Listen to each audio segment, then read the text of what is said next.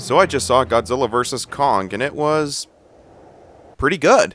Now, when I was going into this film at first, I was a little nervous, but cautious, a little hopeful at the same time, because after King of the Monsters Fallen Kingdom and The Predator had let me down just by a subversion of expectations, it was hard to trust these modern-day movies that set up its own cinematic universe. Most of them seem to promote false advertisements, along with some political representations to share with the world. Once again, congratulations. But after going into this film, I was quite impressed. There are still some problems with the movie, but hey, the positives easily outweigh the negatives. But it is fair to bring up some of the problems that this film has to understand where the critics that have a problem with this film are coming from without bringing up their subjectivity route.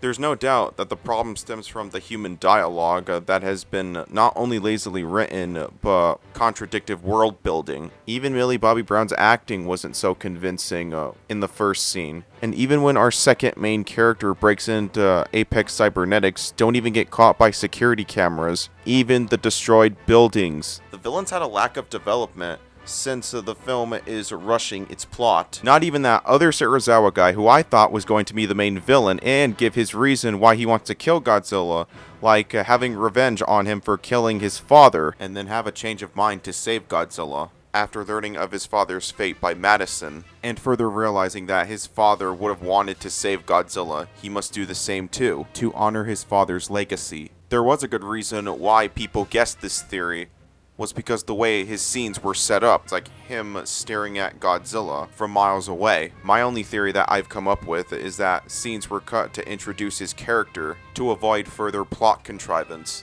Also, Skull Island is now a tropical storm all of a sudden.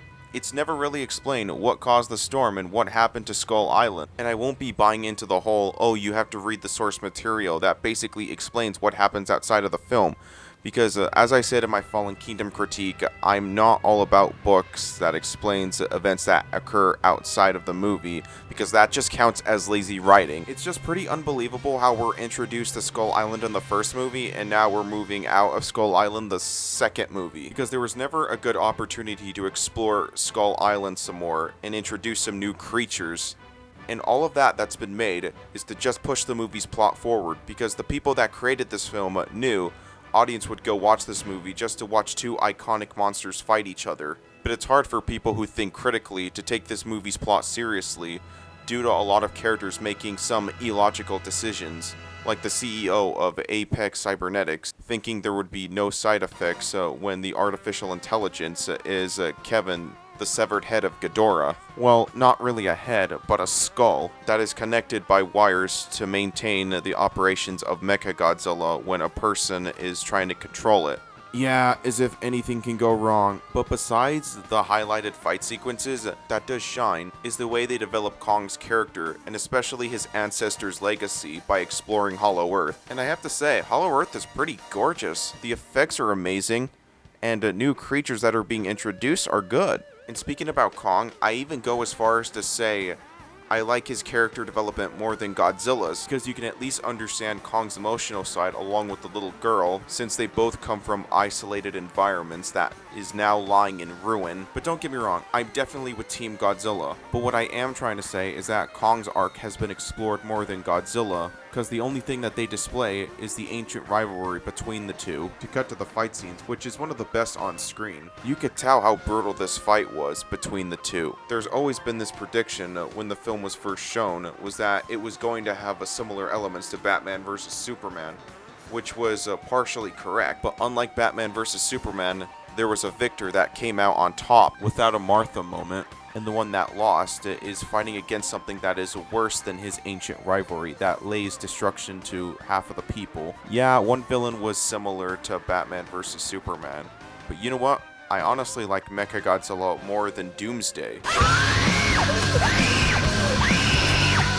And I'm glad that they made Mechagodzilla a villain again. That's something we haven't seen since the 74 version. But What was a distraction was the design of Mechagodzilla, which was really off to me, but at least it's better than what we got in the anime. And at least it shows that there is something far more sinister than the design of Mechagodzilla that you do not want to fuck with. And at least they gave Mechagodzilla a reason to be intimidating, was to be a kaiju like Terminator. Yeah, but I do intend to agree that adding Mechagodzilla was unnecessary, that the movie should have sticked with its title instead of over-bloated fan service. But overall, it's still pretty good. And it's something for Godzilla and Kong fans to definitely enjoy, especially when they're huge fans of the MonsterVerse, but with the much more satisfying fight sequences, because unlike King of the Monsters, where there are fight sequences that are short-lived and some action angles that feel bland, but is thankfully improved upon in Godzilla vs. Kong. So yeah, I'd be happy to take Godzilla vs. Kong over King of the Monsters. I'd even say it's 10 times better, so I'm giving this one a 7.6 out of 10.